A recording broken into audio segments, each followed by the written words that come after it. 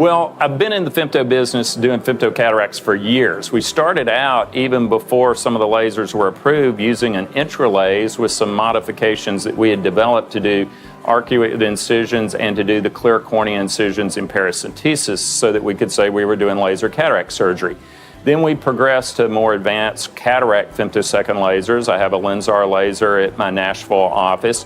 And then we were looking for a laser in my rural Paris, Tennessee office, but the center is an older center built in the 1980s, more for extra cataract surgery. The ORs are very small. There's no additional room space to house a freestanding laser. So we were looking from a logistics standpoint, what laser can we find that we can get in there that's highly mobile, can be pushed away in a corner nice and easily, but brought over when we do it, and be able to implement high quality surgery that you would normally see in a major city in rural West Tennessee.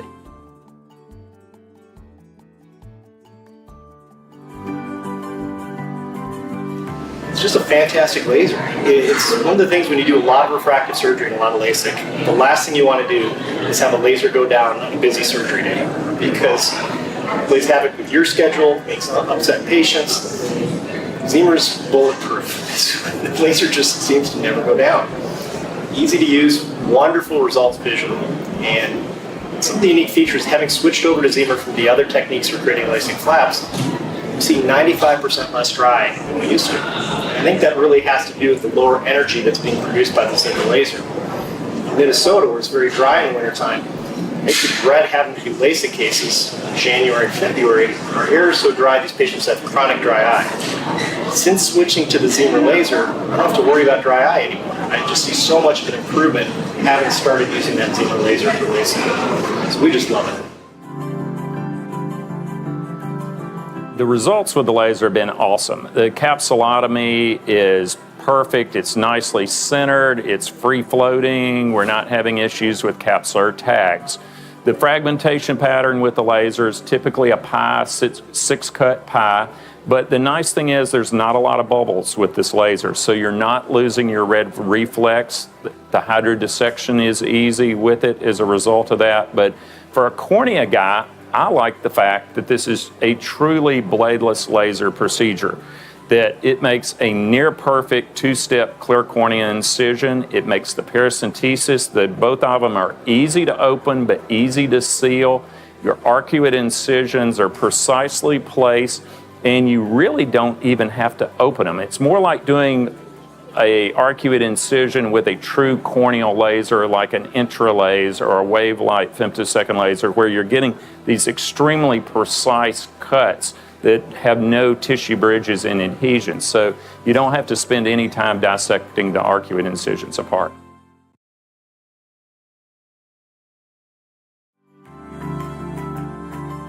Instead of being in a position where we have to you have the laser done in a separate place, we actually bring the patient into the room in the same spot, do the laser, take the laser off, and immediately proceed with cataract surgery. So we feel that that's going to be one of the greatest impacts for our practice in terms of improved efficiency, but we feel very strongly it's going to improve the process for the patients. You know, it'd be kind of like if you were going for a colonoscopy, you wouldn't want the medical student to do it one time and then have the attending come behind and do it a second time. So that's kind of my joke about it, but I do think from the patient's viewpoint, it really is more seamless, and we feel like we're getting, early on, we have good indications of much better patient satisfaction because of the ability to kind of have it as a one-step procedure. Even though it is two steps, but they're so close to each other, from the patient's perspective, it's a one-step procedure.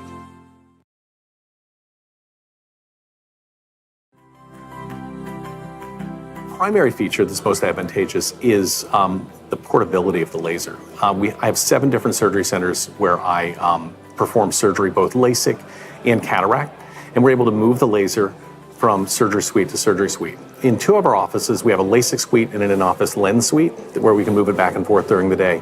And then 3 other sites, one is a LASIK site, 2 other ambulatory surgery centers. So the fact that we have this available at all our sites has been phenomenal. Otherwise, we'd have to buy 7 different lasers in order to accomplish what we're accomplishing. The other thing that I find very important and very helpful with the laser is the quality of the outcomes. We get great outcomes with our LASIK flaps. It does a fantastic job with splitting nuclei, even very dense nuclei. It's very, very helpful.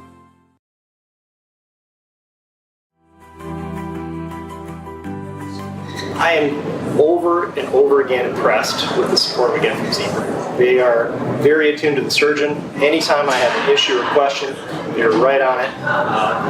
And their research staff is fantastic. So I've had a couple different research projects that I proposed to Ziemer.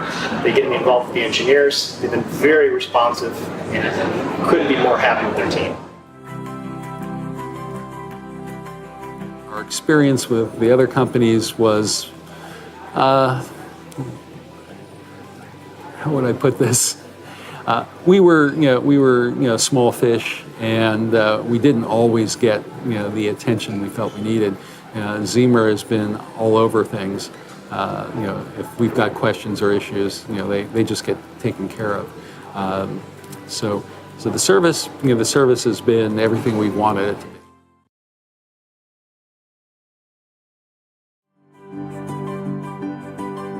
And I think that all the factors, when you look at them, are going to lean you one way or another. But the idea that you don't have to have the laser in a different room, or you don't have to essentially reset up the room as you go from phase to phase, so you're not really moving things around. The machine, you just sort of push it in towards the patient bed, and when you're done, you really don't even have to move it. But in our office, they move it back a foot, just to give me some more elbow room. But it's basically the idea of it being movable, easily movable. It's small, it's not what I would call lightweight, but compared to the other machines, it's extremely lightweight. And the other thing about it is, even though I'm not doing LASIK anymore, my partner does all the LASIK, but it can do everything.